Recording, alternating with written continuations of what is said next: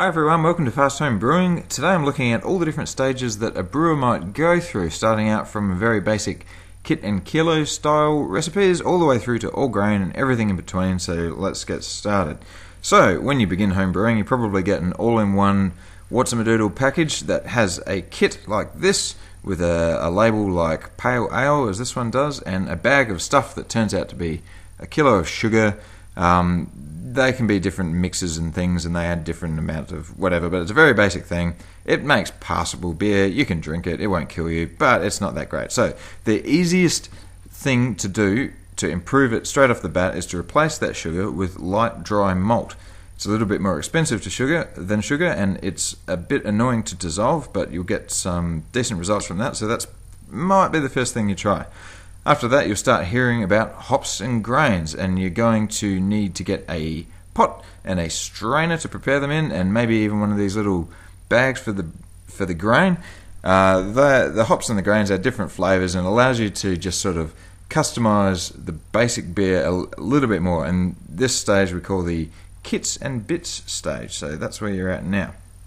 After that, you might start playing around with other weird ingredients like honey and spice and brown sugar and fruit and all sorts of different stuff.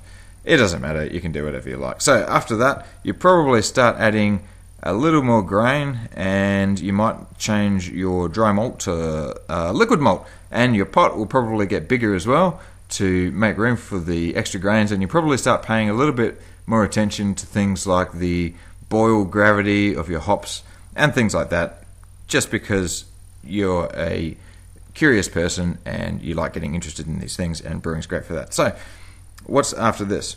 Well, the kit itself is actually liquid malt like that one, but it's already been pre-bittered and pre-hopped and pre-flavored. So what we want instead of that is a blank canvas, which is just another liquid malt. So now we've got all liquid malt. We do all the bittering with hops ourselves and all the flavoring with the grains and everything like that, and you're going to want another bigger pot.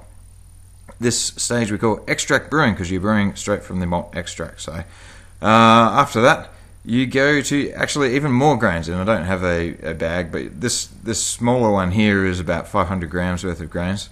You might start doing 1 or 2 kilos and really paying attention to the temperature that you keep it at while it's soaking there, and that is what we start to call a mini mash. And you're almost brewing with all grains, because at this stage you're actually extracting some of the sugar from the grains instead of just relying on the liquid malt for sugar. And of course, the last step after that is to replace all of the liquid malt with grains, and for that you're going to need an urn, a bag for what we call brewing a bag, and that's it. By now you're doing a full mash, extracting all the sugars yourself. There is one more complicated step apart from that, where you actually use 3 different containers and you transfer the liquid from one to the other in different stages.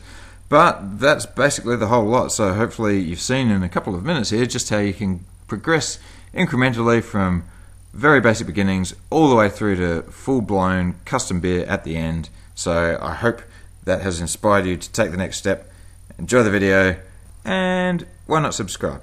Thanks for watching. Bye.